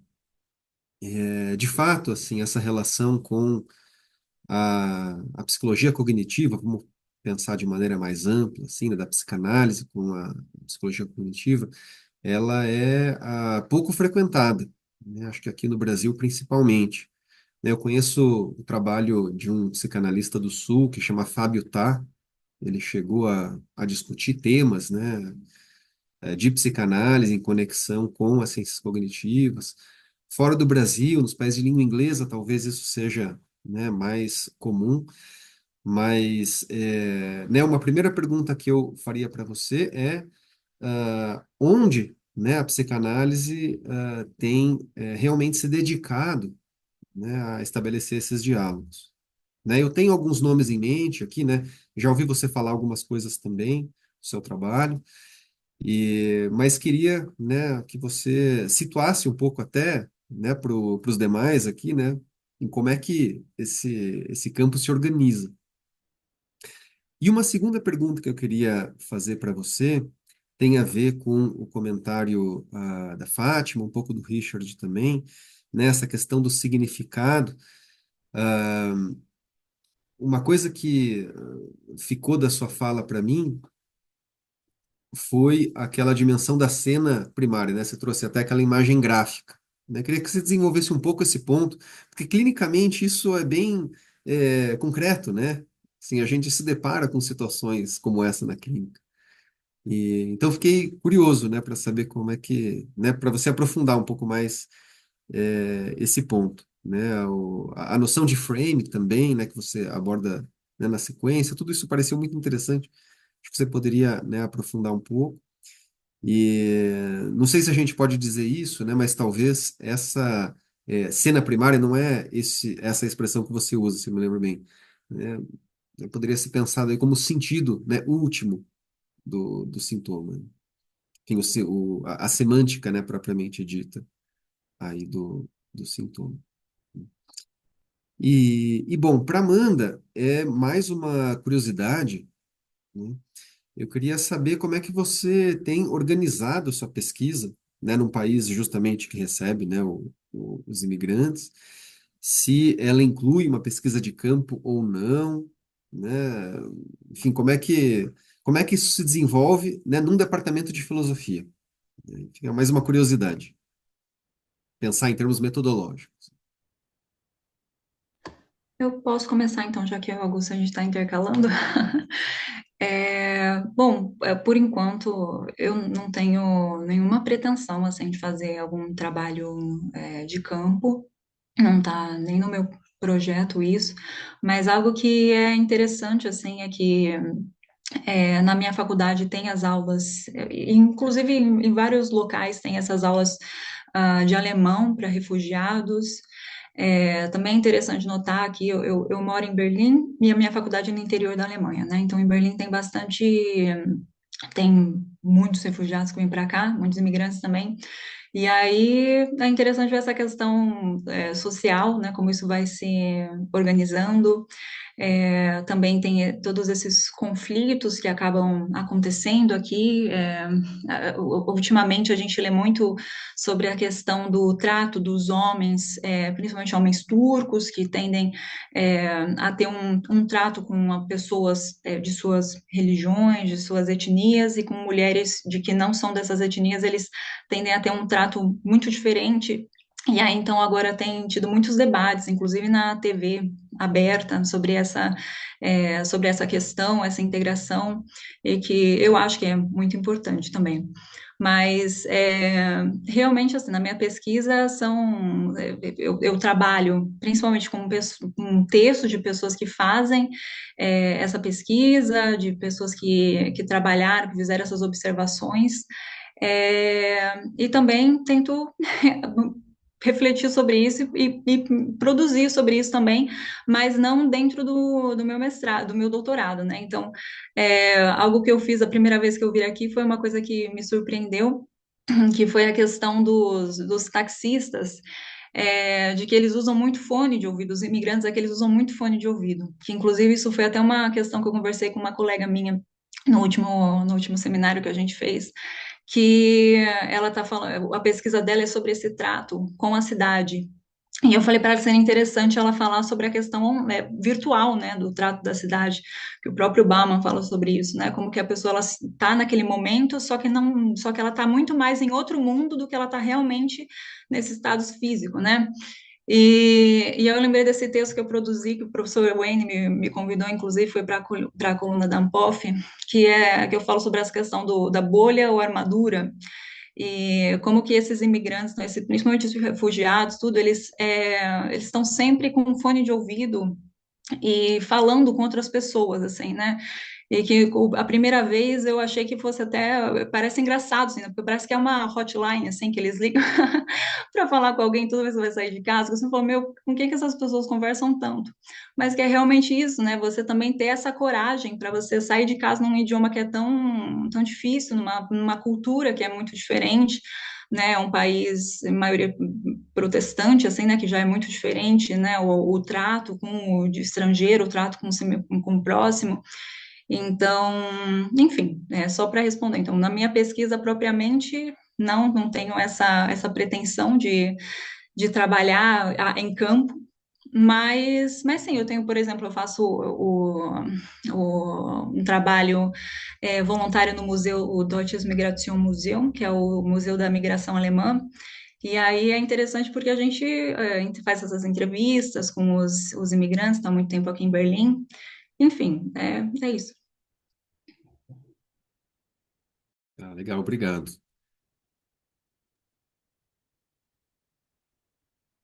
Caio, eu vou tentar responder primeiro sobre como é que o campo se organiza, um panorama geral, assim, né? Tem o grande campo das ciências cognitivas, que é uma denominação interdisciplinar que surge, né? E tem os subcampos da psicologia cognitiva, da linguística cognitiva, entre outros.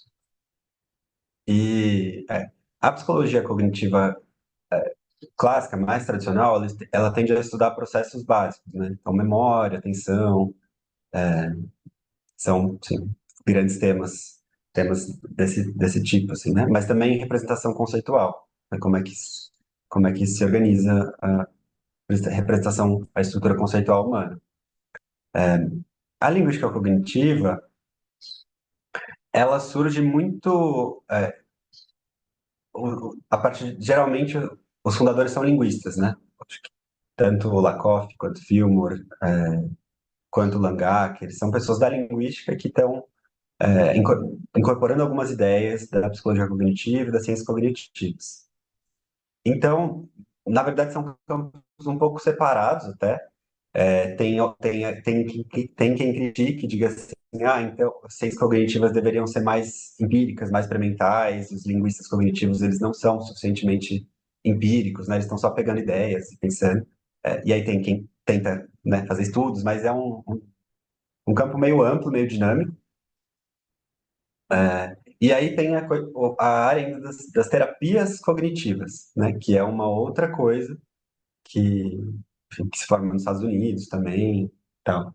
Então acho que tem alguns graus de separação, assim, né? Então acho que muitos debates sobre psicanálise e psicologia cognitiva são o debate sobre terapias psicanalíticas e terapias cognitivas. Então tem alguns degraus de separação aí entre esses debates, mas enfim, eu conheço o trabalho do Fábio Tali. Acho que vale dizer, né?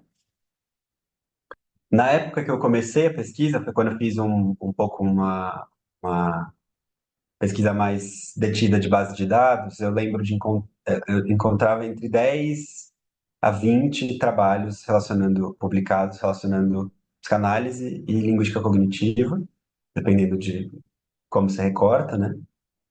E deve ter mais alguns hoje, acredito, mas o do Fábio, tá? Inclusive, é um dos mais sistemáticos. Porque tem muitos trabalhos que é tipo um artigo falando, pegar um sonho e talvez dê para pensar algum conceito aqui, né? Mas poucos trabalhos sistemáticos de falar, calma, vamos repassar a teoria, como é que essas coisas têm a ver, não têm a ver e tal. Então, acho que é um campo meio por vir, esse encontro, né? E acho que passa, inclusive, por reconfigurar um pouco o que a gente entende por psicologia cognitiva e como é que a gente entra nesse debate. E aí, falando sobre a outra pergunta, até teria acho que esse termo geral que é a imagética, que eles usam às vezes, porque muito dos modelos que vão tentar falar sobre ligação entre língua e estrutura conceitual vão passar por algum tipo de representação visual, que é, acho que, mais esquemático, né? Mas é difícil porque o conceito de conceito, de cognição da linguística cognitiva é muito amplo. Então, o afeto é conceitual para eles, percepção é conceitual para eles, né? Então, diferentes modalidades de conceitos mais ou menos bem definidos, né? Conceitos corporais. É um debate bem interessante, acho que até um ponto que eu não entrei, mas que liga nisso, né? O Freud, uma das coisas que ele diz sobre o significado é que os significados primitivos são significados literais e que são significados corporais.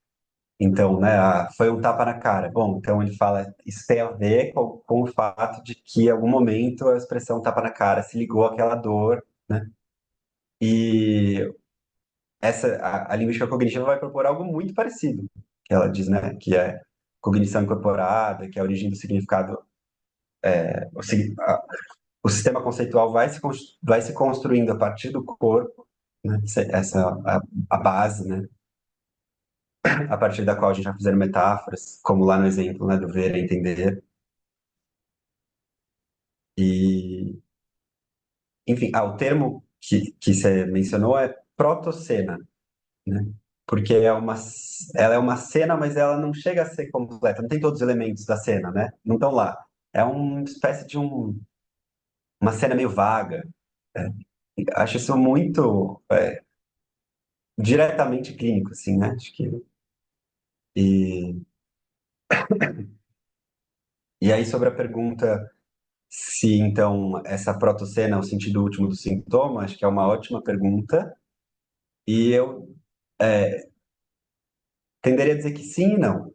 Acho que sim, no sentido de que o sintoma não é sem essas cenas, né?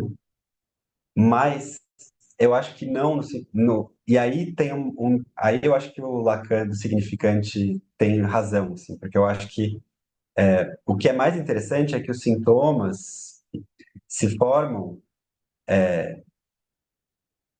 como que no interstício de cenas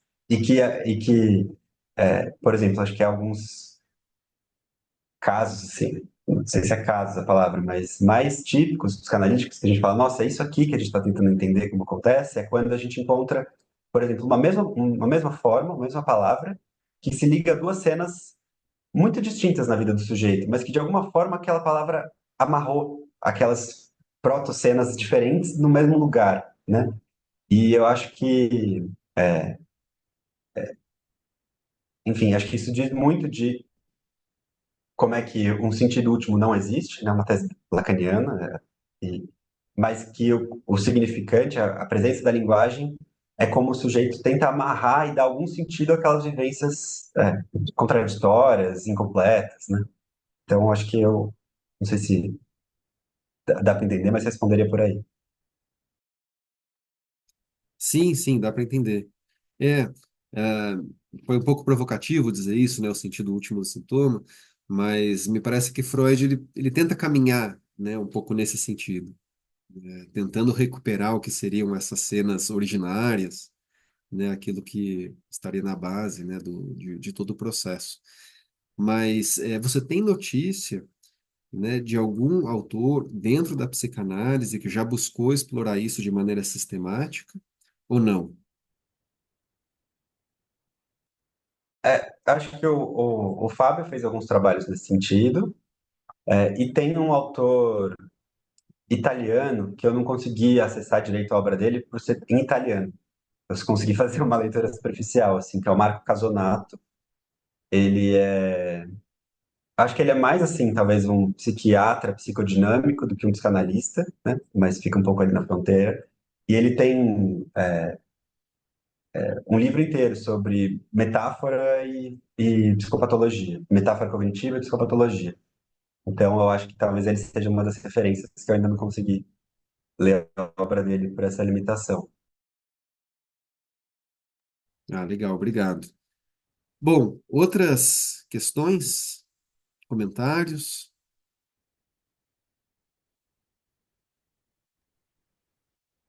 Boa tarde. Eu queria fazer, na verdade, não uma questão, mas um comentário e uma sugestão. Eu sou aqui da UFMG, faço parte do laboratório Psicanálise do Século XXI, do professor Gilson Iannini, e a gente está bastante interessado nessas pontes interdisciplinares, de repensar epistemologicamente a psicanálise a partir dessa perspectiva. Então, o trabalho do Augusto muito me interessa, inclusive. Eu comecei a ler a sua dissertação, não terminei ainda, mas ela está muito próximo do que eu estudo aqui. A minha pesquisa atual é sobre mapeamento, mesclagem conceitual e desejo do sujeito, então me interessa muito isso. O meu comentário era só sobre isso que o Richard traz, dessa possível compatibilidade ou não, e etc. Eu tenho conversado muito com o professor Ricardo Augusto Souza, que é meu orientador aqui, que está também nessa tentativa de aproximação de áreas, e ele e o Gilson estão indo na ideia de emergência como uma possível saída epistemológica interessante que possa fazer essa junção. O Ricardo defende que o cognitivo da linguística cognitiva diz respeito à representação mental de uma maneira bem ampla e, portanto, a psicanálise pode ter algo a contribuir. Eu acho que eu vou nessa linha também. E eu queria fazer uma sugestão para a Amanda. É, duas, na verdade, né? A versão da autêntica eu acho que pode ser interessante para a sua pesquisa, é, não apenas pelo fato do Homem de Areia estar lá, mas pelos ensaios que tem no final do volume, que trabalham questões contemporâneas junto com o familiar, e também um livro recente do Gilson Yanini, que é Freud no século XXI, que o capítulo final, ele argumenta uma teoria de uma generalização da experiência em familiar no contemporâneo. Então, me parece que esses elementos poderiam ser úteis para sua pesquisa. Era só isso. Muito obrigado.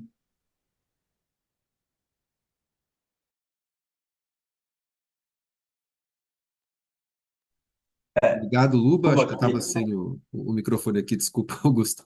E a passar justamente a palavra para vocês. imagina. Que legal, Luba. Fico feliz de saber que tem tido esse interesse aí. O, o- Falei com o professor Ricardo alguns meses atrás e ele estava muito animado mesmo com essa perspectiva. E agora, finalmente, conhecendo aí um pouco dos alunos, dos pesquisadores que estão junto com ele. E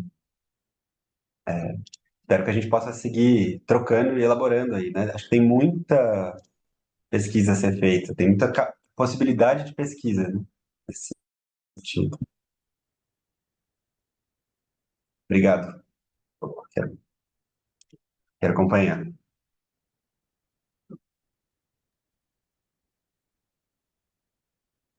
Sim, obrigada pelas indicações. É isso, tem sido um pouco difícil articular o Freud aqui. O Freud, eu sinto que é, os autores aqui, os pesquisadores, não recebem muito bem Freud, quanto aqui, quando eu falo que no Brasil a gente tem essa tradição de filosofia da psicanálise, as pessoas ficam surpresas, assim, porque aqui a psicanálise realmente, assim, é vista como se fosse uma técnica ultrapassada, e eu tenho recebido muita resistência. Todas as vezes que eu falo de Freud, e tem sido muito cansativo, na verdade, porque eu apresento um trabalho de 3 autores, e aí as questões que eu fico são no final só me perguntando por que Freud? E aí eu não sei o quanto que os outros dois estão bem, porque as pessoas elas ficam se detendo só nessa resistência em relação ao Freud. Mas enfim, né? Olha o narcisismo das pequenas diferenças. Mas então o Freud realmente eu acabo estudando para minha pesquisa aqui, voltada para o Brasil, para conseguir me comunicar, conseguir manter contato. Então, realmente é isso, né? Eu acabo tendo que ler o Freud voltado para cá. Então, obrigada por essa dica. Outras questões, comentários? Só um pequeno comentário, Amanda, em relação às traduções do Heimlich, né? Tem também a tradução da Blücher, que é o incômodo, né? Que propõe traduzir como incômodo, né? É uma outra versão, né? Que também apareceu em português, traduzido por um colega nosso, que é o Paulo Sérgio de Souza. E, Sim, eu vi também. e fico curioso, né? A gente ainda tem um tempinho aqui, não sei se outras pessoas querem tomar a palavra, mas fala um pouco mais sobre essa recepção do Freud aí na Alemanha, né? Por que que ele é tão criticado, né? Tão mal acolhido? Olha, não sei, desde a primeira vez que eu vi para cá foi um choque também, porque meu orientador, na verdade, ele não tem nada contra, e eu acho que isso que é muito importante. Mas todas as vezes que eu apresentei para o Freud, não só na Alemanha, as pessoas elas tiveram uma certa resistência de achar que era realmente um autor muito ultrapassado, e também a questão de machismo, de nossa, mas por que esse autor, por que então não outro autor? E, inclusive, eu até pensei em mudar um pouco o foco da minha pesquisa, então teve um momento que eu estava mais voltada para Hannah Arendt e também para a questão da Judith Butler, mas aí estava atendendo muito para essa questão de ética de cuidado, enfim, essa que é parte de vulnerabilidade. E aí realmente, mas era uma coisa que eu não queria fazer, não queria me desfazer totalmente do Freud, queria continuar em contato com ele. E aí eu não sei, eu realmente assim, estou escrevendo partes por enquanto, não tenho nenhum capítulo fechado. Então, eu não sei qual que vai ser o tamanho do Freud na minha pesquisa final, isso fica para uma comunicação futura. Ô, De como Amanda, que ele... mas essa resistência que você fala é na filosofia, Isso, na filosofia, exato. Na porque psicologia. em outra, assim, na psicologia, nas instituições psicanalíticas, você tem alguma experiência, assim, você tem algum contato? Então, não tenho muito contato. O contato que eu tive foi em Essex com as pessoas, e aí, de fato, minha apresentação foi muito mais tranquila. Eram pessoas, eu acho que tinham mais pessoas de psicologia, ou então mais voltadas para Essa eu acho psicanálise. que é uma coisa mais, era mais plural, assim, porque é a história da ciência, né? Sim, sim, é. Mas é isso, assim, realmente essa questão, assim, na psicologia. E aí o que acontece é que às vezes as pessoas, essa questão da psicanálise aqui é um pouco complicada também, porque você não vê muitas pessoas psicanalistas aqui. E aí quando você vê pessoas psicanalistas, é muito difícil você ver um alemão que é psicanalista, porque a maioria deles vão fazer psicologia ou então psiquiatria. E aí a questão da psicanálise acaba ficando, então, estrangeiros que vêm para cá e eles fazem essa prova para você poder praticar, né, a psicanálise e atuar como psicanalista. E essa prova, enfim, a pessoa não precisa ter uma formação médica, então eu acho que isso também acaba intensificando um pouco essa visão dele, de que é como se fosse também uma coisa assim, para estrangeiro, sabe? Não é uma coisa que eles mesmos procuram aqui. Eu sinto, enfim, né? O que eu observo. Mas essa prova é aplicada por quem? Prova para ser psicanalista?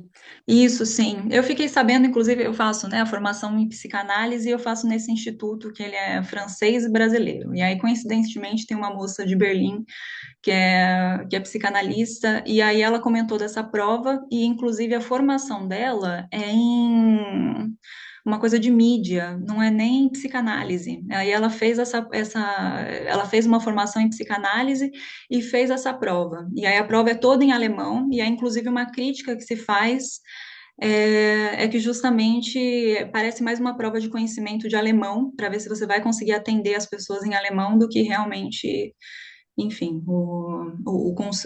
a questão conceitual em si. Uhum. É interessante. É interessante. É bom, não é uma questão só com Freud, então é uma questão com a psicanálise de maneira mais geral, você diria. Sim, acho que da psicanálise de maneira mais geral, mas eu sinto que também há um preconceito em relação ao Freud aqui. Eu sinto que tem essa questão feminista forte em relação ao Freud aqui. Sim. Bom, outros comentários, questões? Eu vi Podem. no chat, Caio, se você Uhum, me dá licença, claro. que a Carolina Guedes, ela perguntou em relação à bolsa. E eu queria só responder então rapidamente para ela. Primeiro, parabenizar pela coragem de querer estudar fora, que é realmente difícil, tem que estar preparado para ficar doente toda semana.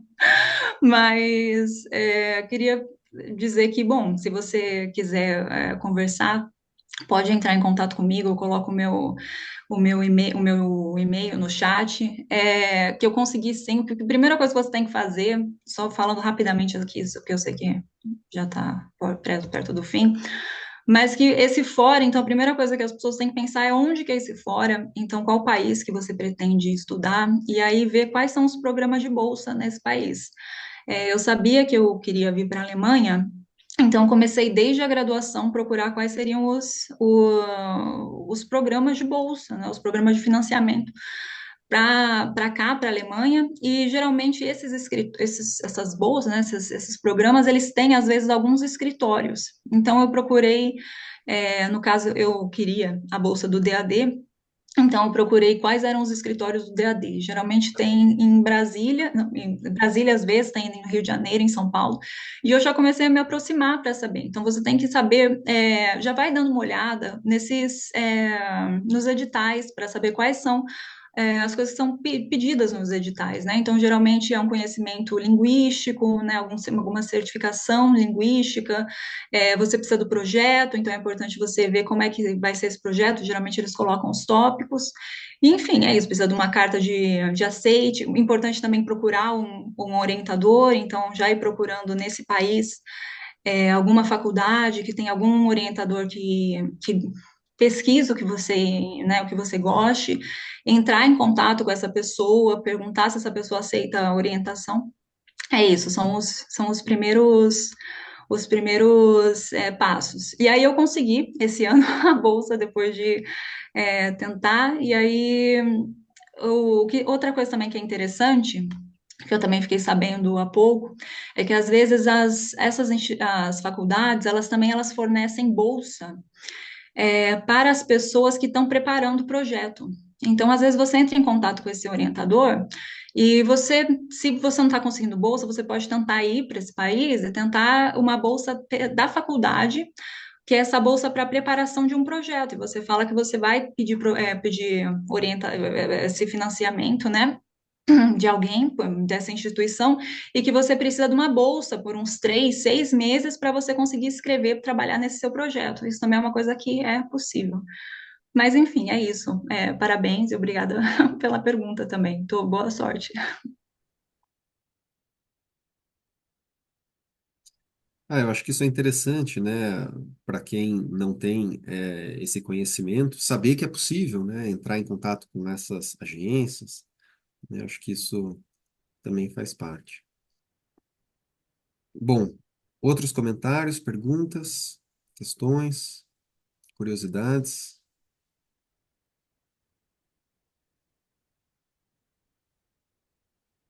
Não? Bom, então acho que a gente pode ficar por aqui. Agradeço mais uma vez ao Augusto, à Amanda, pelas exposições, ambas muito interessantes, instigantes, né? Agradeço também os presentes. Chamo a atenção para o fato de que temos ainda mais uma reunião científica no mês que vem, em novembro, e que em dezembro, né, temos aí o nosso terceiro Congresso Internacional. Em breve, a programação completa já vai estar aí nas redes, no Instagram e circulando também pelo WhatsApp, certo? Então, Parabéns, Caio, Amanda, Augusto. Tchau, gente. Valeu. tchau, tchau. obrigado. Queria Tchau, agradecer a tchau. todo Obrigada, boa mundo noite. e rapidamente dizer para o Luba entrar em contato comigo para a gente trocar sobre a pesquisa. Beleza, assim, Bom, obrigado. fechou. Tá. Falou. Então, bom final de tarde para todo Vocês mundo também. e até a próxima. Obrigado, gente. Tchau, tchau. Tchau.